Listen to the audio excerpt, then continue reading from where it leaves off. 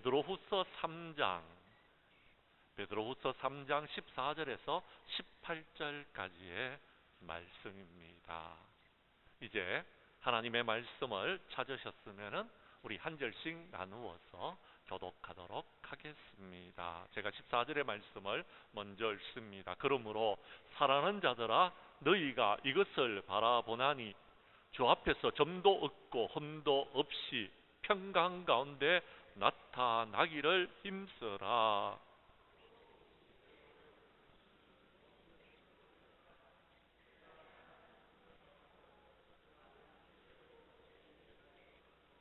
또 그 모든 편지에도 이런 일에 관하여 말하였으되 그 중에 알기 어려운 것이 들어 있으니 무식한 자들과 굳세지 못한 자들이 다른 성경과 같이 그것도 억지로 풀다가 스스로 멸망에 이르렀느니라.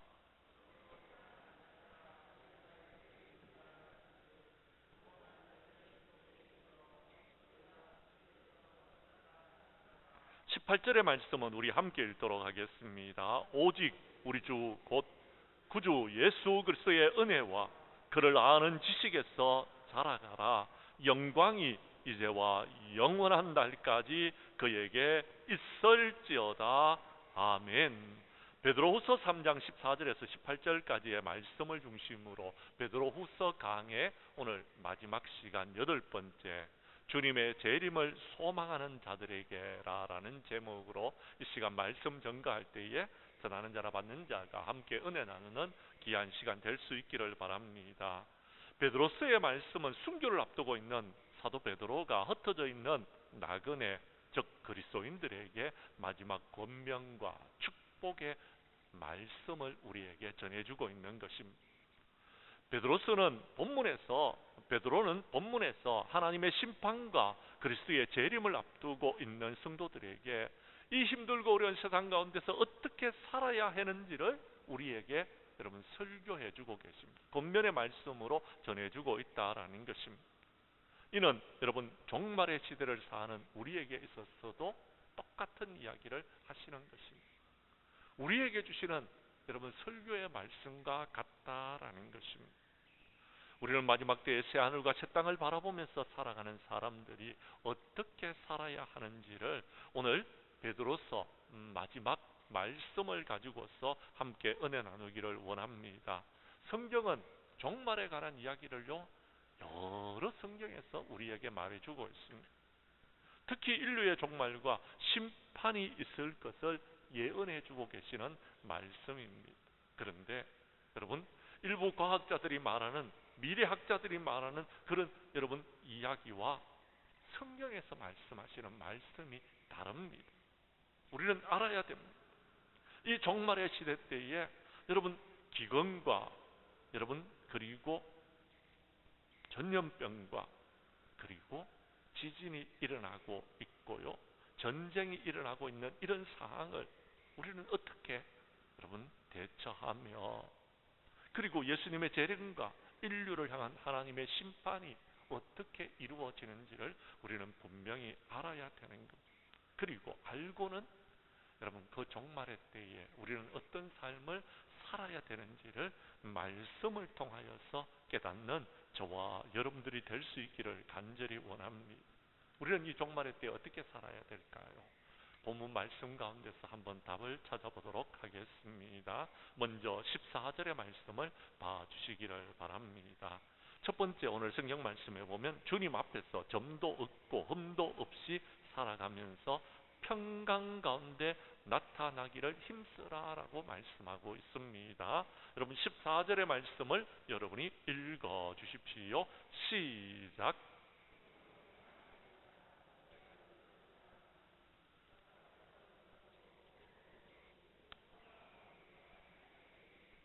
아멘. 그렇습니다. 베드로는 지금 특별히 종말을 처한 성도들에게 거룩하게 살아가기를 원하고 있다라는 것입니다. 그것을 오늘 성경 말씀에 보면 점도 없고 흠도 없이라고 말하고 있다라는 것입니다. 다른 말로 하자면은 죄를 짓지 말고 거룩하게 살아가라라는 것입니다. 우리는요, 하나님 앞에서 살아가야 됩니다. 우리 하나님은 거룩하신 하나님이십니다. 거룩하신 하나님은 우리가요, 거룩하게 살기를 원하고 계신다라는 겁니다.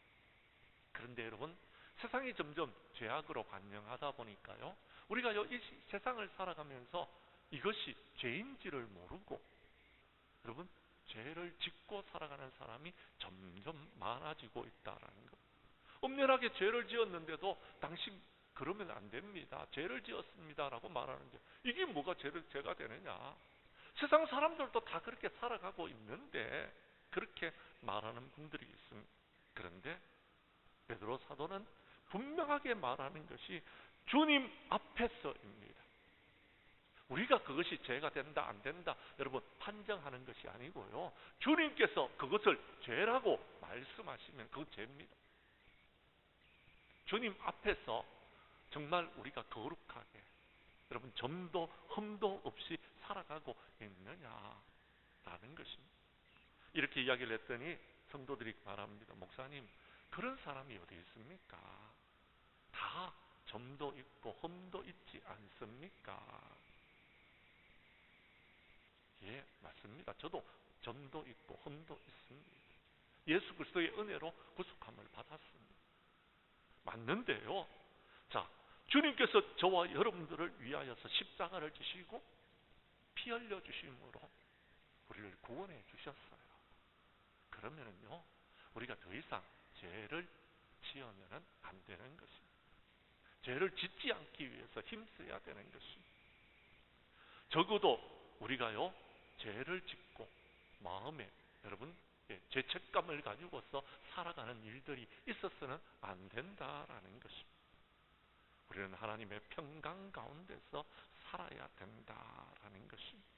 그것이 하나님의 자녀들이 여러분 행해야 될 일들이라는 것입니다.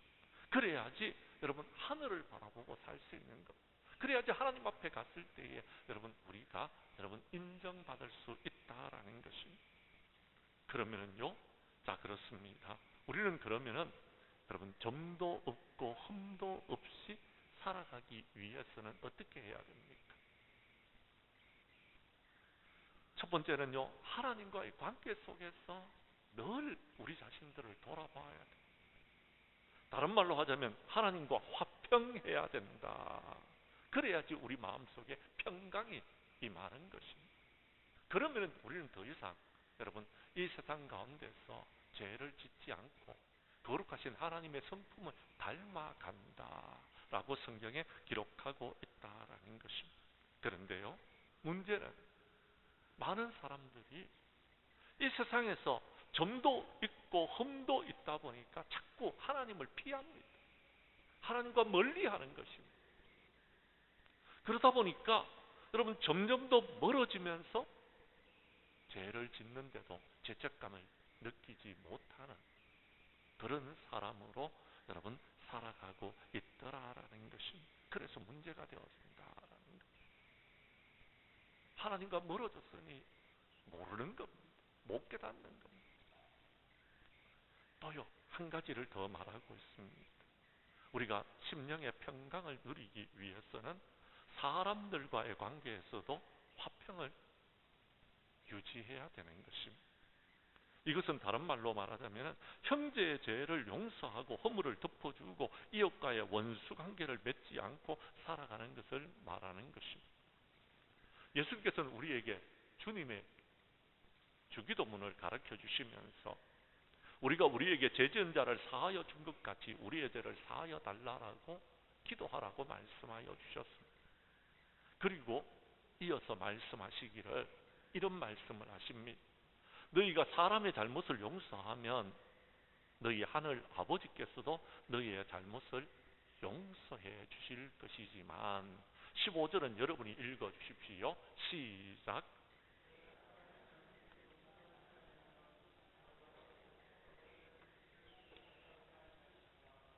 아멘. 무슨 말입니까? 다른 사람이 잘못했을 때에 먼저 너희들이 용서하라는 것. 그렇지 않으면 하나님께서도 너희 죄를 묻겠다라는 것입니다. 즉 다시 말해서 하나님과 우리와의 관계를 사람과 사람과의 관계를 잘 여러분 평화롭게 평강 가운데서 유지하면서 살아가라라는 것입니다. 그것이 마지막 때에 저와 여러분들이 해야 될 여러분 거룩한 하나님의 백성으로서의 삶이다라는 것. 그것이 종말을 살아가는 사람들의 여러분 삶이다라는 것입니다. 두 번째, 오늘 성경 말씀 15절에서 우리는 주님의 오래 참으심이 구원이 될 줄로 여기라라고 말씀하고 있습니다. 15절의 말씀입니다. 제가 읽어드리겠습니다. 또 우리 주의 오래 참으심이 구원이 될 줄로 여기라. 우리가 사랑하는 형제 바울도 그 받은 지혜대로 너희에게 이같이 썼고라고 말씀합니다.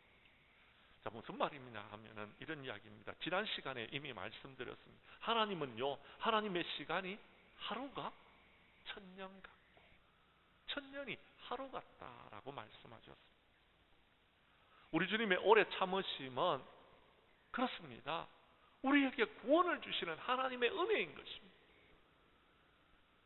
또요, 한 가지 더 말씀드리자면 하나님께서 우리에게 여러분 오래 참으시면서 재림이 지연되고 있는 것은 한 사람이라도 더 회개하고 구원하시기 위한 하나님의 사랑이라고 지난 시간에 여러분에게 말씀을 드렸습니다. 그런데 더 중요한 것이 하나가 더 있습니다. 아직 우리가 전도하지 못한 사람들이 있습니다. 아직 구원하지 못한 사람들이 있더라라는 것. 그들에게 구원의 복음을 우리에게 전하라고 여러분 아직까지 기회를 주시는 것이다라는 것입니다. 즉 다시 말해서 하나님께서 지금이라도 심판하시면은 심판의 날을 허락하여 주셔서 심판하시면은 당장 지금 이 시간이라도 하실 수 있습니다. 우리 하나님이 그런 능력이 없는 하나님은 아니시다라는 겁니다.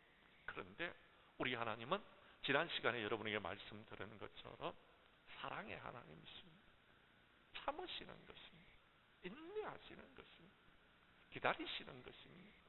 우리가 회개하고 하나님께로 돌아오라고. 한 영혼이라도 더 구원하려고요. 그래서요, 우리에게 그 그리스도의 복음을 전하라고 기회를 주신 것입니다. 그런데 우리가 그것을 하지 않는다라면 그건 하나님께서 우리에 대해서도 참지 않으시고 심판하신다라는 것입니다. 제가 지난 시간에 말씀드리는 것을 쭉 다 설명드려야 되는데 시간 관계상 생략하겠습니다.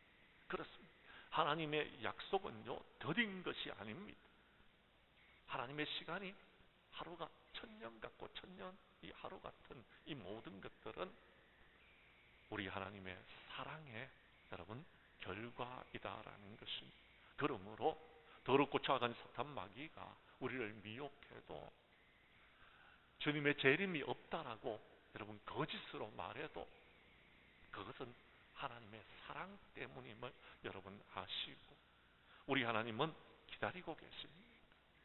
모든 사람들이 구원을 받을 때까지 하나님의 백성들이 하나님께로 돌아올 때까지 그리고요 우리가 전도하고 선교하여서 구원받기로 작정된 영혼들을 하나님께로 인도하실 때까지 기다리시는 것입니다. 우리는 그 사랑을 알고서 마지막 때에 우리가 해야 될 일이 있다면 복음 전하는 일에 더욱더 힘을 써야 될 줄로 믿습니다. 세 번째 오늘 성경 말씀에 보면은요 16절에서 이렇게 이야기합니다. 성경의 말씀을 억지로 풀지 말라라고 말하고 계십니다. 성경의 말씀을 억지로 풀지 말라라는 말이 무슨 말인지를 우리가 살펴보겠습니다. 16절 말씀을 우리 함께 읽도록 하겠습니다. 시작. 또 그 모든 편지에도 이런 일에 관하여 말하였으되 그 중에 알기 어려운 것이 들어 있으니 무식한 자들과 굳세지 못한 자들이 다른 성경과 같이 그것도 억지로 풀다가 스스로 멸망에 이르느니라. 아멘. 그렇습니다. 베드로 사도는 하나님의 말씀을 억지로 풀지 말라라고 경계하고 있습니다. 그 가운데 여러분 그 뜻을 해석하기 어려운 말씀들이 있다라는 것입니다. 왜냐하면 아직까지 이루어지지 않았기 때문에 특히 예수님의 재림과 종말에 관한 말씀을 억지로 풀다가 이단이 된 사람들이 너무 많습니다. 조심하라라는 것입니다. 저도 여러분들에게 여러분 종말에 관한 이야기를 할 때에 여러분 제가 제일 여러분 긴장이 됩니다. 그래서 많은 책도 찾아보고 그래서 나름대로 여러분 성경의 말씀을 깨닫기 위해서 몸부림을 치고 여러분에게 말씀을 들고 쓸 때가 참 많습니다. 특히 여러분께서 잘 아시는 칼빈이라는 여러분 종교개혁자예요. 여러분 우리 개신교를 여러분 이끌어 나가는 데 있어서 큰 역할을 했던 칼빈도요 주석을 썼어요. 성경에 대한 해석을 다 썼는데요, 칼빈이 여러분 성경에 관한 해석에 관한 책을요 여러분 내어놓으면서 요한계시록에 관한 것은 주석이 없습니다. 무슨 말이냐? 칼빈의 시대 때에는요 이 종말의 때를 갖다가요 본인이 해석하기가 너무나 어려웠다라는 것입니다. 죄송합니다. 칼빈 선생님 여러분 종교개혁자였고 누구보다도 여러분 훌륭하신 분이었는데도 요한계시록에 대해서 본인이 해석하기 어려워서 해석하지 못한 것을 제가 무엇이라고 여러분에게 여러분 함부로 요한계시록을 가지고서 여러분에게 말씀을 전할 수 있겠습니까? 그렇습니다. 오늘날 이단들이 왜 생겨났는지 아십니까? 성경의 말씀을 억지로 풀다가 이단이 생겨났다라는 것입니다. 그래서 그들은요 지금 말씀에 치우쳐져 있습니다. 어떤 사람은 좌로, 어떤 사람은 우로 치우쳐졌다라는 것. 어떤 사람은요 인본주의로, 어떤 사람은 여러분 신본주의로, 신비주의로. 근데요 대한예수교장로회 통합책은요 인본주의적인 여러분 생각들도 어느 정도 수용합니다. 신비주의를 완전히 거부하지 않습니다. 우리에게는 기적도 일어나니까 받아들입니다. 이 모든 것을 통합했는 것이 통합. 근데 자꾸 성도님들이 좀 더 인본적으로 생각해야 되는 것 아닙니까? 말합니다. 어떤 분들은 좀 더 신비주의적으로 왜 목사님은 그렇게 안 갑니까? 라고 말합니다. 저는 통합적 목사입니다. 정확하게 말하자면 저는요 여러분 고신에서 자라났습니다. 그래서 조금 제가 여러분 통합 중에서도 보수 쪽에 가깝습니다.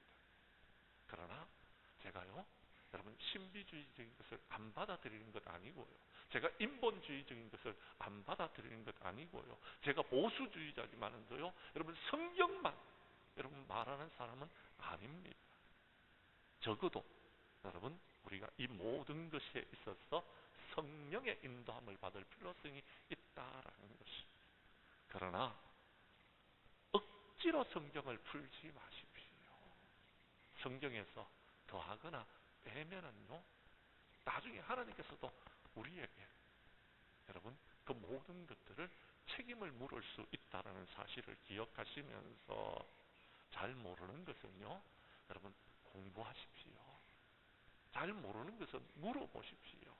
저도 모르는 것이 있습니다. 어느 날 우리 교회 집사님 한 분이 저에게 뭐를 질문하더라고요. 제가 이런 것 같은데요 라고 말하면서요 밑에 내려가서 주석을 찾아봤습니다. 그러니까 그게 정확한 해석이 있더라고요. 제가 그 부분을 복사해가지고 그 집사님에게 갖다 주면서 이런 내용이네요, 한번 보십시오 하고 전달해 준 적이 있었습니다. 그렇습니다. 잘 모르면 모른다고 말하면 됩니다. 억지로 대답하면 오히려 그것이 이상해지는 것입니다. 우리는 이 종말의 때에 말씀을 억지로 해석하지 않고 주님의 도우심을 구하고 또요 여러분 주의 종들의 도우심을 구하는 저와 여러분들이 될 수 있기를 간절히 원합니다. 마지막으로 우리 17절과 18절의 말씀을 봐주시기를 바랍니다. 제가 17절을 읽을 테니 18절은 여러분이 읽어 주십시오.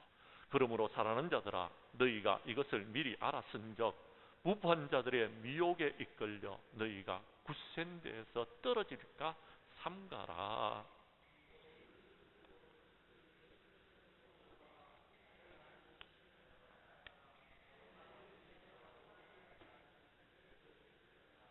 아멘.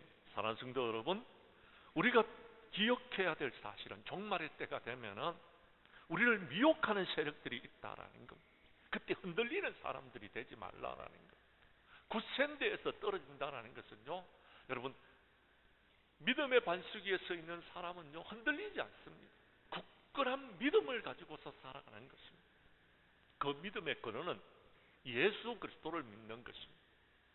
그 믿음의 근원은 성경의 말씀인 것입니다. 그런데 어떤 사람은요, 자신의 어떤 생각과 주장을 가지고서 그걸 가지고 고집을 피우는 사람들이 있습니다. 내 생각과 내 뜻 말고요. 잘못하면은 여러분 그것 때문에 우리는요, 이단이 될 수 있습니다. 거짓 선자들의 미혹을 받을 수 있습니다. 그래서 예수님께서는 사람의 미혹을 받지 않도록 조심하라라는 것. 선줄로 생각하면은요, 넘어질까 조심하라라고 했습니다. 무슨 말이냐면은 여러분의 어떤 주장과 생각을 고집을 피우지 말라라는 것입니다. 믿음의 반석 위에 굳건히 설 때는요, 주님을 믿는 것입니다. 예수님을 믿는 것입니다. 그리고요, 여러분, 우리가 믿음이라는 것을 말하고 신앙이라는 것을 말할 때 기준이요, 성경의 말씀에 있어야 되는 것입니다. 이 것에 흔들리면은 우리는 미혹을 받는다라는 것.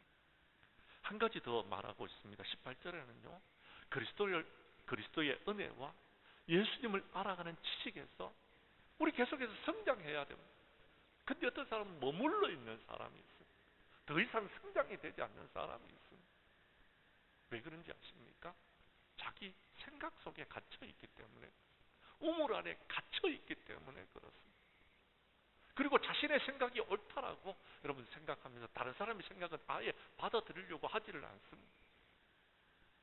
설교 말씀을 전해보면은요, 앞에 서 있으면 다 보입니다. 아, 말씀을 듣고 있는지 안 듣고 있는지, 말씀을 거부하고 있는지, 아니면은요 그 말씀을 아예 무시하는지, 여러분 어느 정도 여러분 여기에 서 있으면 다 보여집니다. 근데요, 참 안타까운 것은 어떤 사람은 믿음이 성장하는 사람이 있습니다. 어떤 사람은 하나님의 은혜를 늘 이렇게 쭉 받아가면서 여러분 그의 믿음이 성숙해지는 사람이 있습니다. 근데 어떤 사람은요, 신앙이 자꾸 퇴보하는 것입니다. 점점 멀어지는 것입니다. 주님 앞에 나오지 않습니다. 나중에는 종국에는 믿음도 잃어버리고 축복도 잃어버리는 사람들이 있더라라는 것입니다. 오늘 성경은 예수 그리스도를 아는 지식에서 자라가라고 말하고 있습니다. 자라야 됩니다. 성숙해야 됩니다. 성장해야 됩니다. 그래야지 여러분, 정말 우리의 삶 자체가 하나님께 영광 돌리는 삶이 됩니다. 근데 여러분 한번 생각해 보십시오. 어린아이가 자라지 아니하고 어린아이에 그대로 머물러 있다고 칩시다. 예를 들자면은 대학생이 되어야 될 여러분 사람이 아직까지 초등학생처럼 여러분 굴고 있다고 생각해 봅시다. 우리가 어떻게 생각합니까? 좀 미숙하다, 그렇게 생각합니다. 성숙해야 되는 것입니다. 교회도 마찬가지. 시간이 지나갈수록 교회가요 점점 더 자라가야 되는 것입니다. 성숙해져야 된다라는 것, 익어져 가야 된다라는 겁니다. 그런데 여러분 10년 전이나 20년 전이나 똑같습니다. 그때나 지금이나 똑같으면은요 답답해합니다, 사람들이. 우리는 끊임없이 기도하고 끊임없이 말씀 묵상하고 끊임없이 전도하고 끊임없이 선교하여서 우리 교회가 날마다 성장의 역사를 이루어 나아가야 됩니다. 그래야지 부흥도 있는 겁니다. 우리의 믿음은 10년 전에도 똑같았는데 지금 똑같은 믿음을 가지고서 왜 우리 교회가 성장하지 않느냐라고 여러분 말한다라면 그것은 우리의 믿음이 성장하지 않았기 때문입니다. 우리가 성숙해져야 된다라는 것. 이제 시간이 되었기 때문에 제가 더 이상 말씀을 전하지 않겠습니다. 말씀을 정리하겠습니다. 사랑하는 성도 여러분, 신앙생활은 마라톤과 같습니다. 장거리 경주다라는 것입니다. 시작도 잘 해야 됩니다. 그런데 더 중요한 것은 끝까지 완주해야 됩니다. 그래야지 상이 있습니다. 그런데 어떤 사람은 여러분, 마라톤을 하면서 오버하는 사람들이 있습니다. 그러면 그 사람 끝까지 못 달립니다. 중간에 포기하게 됩니다. 또 어떤 사람은요, 여러분, 처음부터 너무 천천히 달렸어요. 그러다 보니까 마지막에 되면은요, 여러분, 시간이 너무 늦어져 가지고 상을 받지 못하는 것입니다. 자기 상황과 형편에 따라서 최선을 다해 달려가야 되는 것입니다. 할 수 있는 데까지 달려가야 되는 것입니다. 은혜 받았다고 어떤 사람은 직장도 그만둬버리고 가정도 뒤로 하고, 여러분, 오직 교회에만 매달리고 교회 일만 하고, 여러분, 기도하는 데만 시간을 보내고 성경 읽는 데만 시간을 보내게 되면은요, 그 가정에 문제가 생길 수 있습니다. 성도 여러분, 신앙생활을 하다 보면은요, 힘들고 어려울 때도 있습니다. 그럴 때는요, 나와서 조금 더 기도하고, 나와서 조금 더 성경 말씀 읽고, 나와서 조금 더 주님의 도우심을 구할 수 있습니다만은요, 그렇지 않다라면은요, 여러분, 끝까지 달려야 되는 거예요. 끝까지 성숙해야 돼요. 끝까지 여러분 이겨내야 되는 것입니다. 그러면은 마지막 날에 하나님께서 우리에게 주실 상이 클 줄로 믿습니다. 우리 교회 성도님들은 믿음을 끝까지 지키고 주님 앞에 서는 그날까지 칭찬 듣는 성도들이 되기 위해서 오늘 우리에게 주신 하나님의 말씀대로 살아가심으로 마지막 때에 여러분 하나님께 영광을 돌리고 칭찬 듣는 저와 여러분들이 될 수 있기를 주님의 이름으로 간절히 축복합니다. 기도드리겠습니다.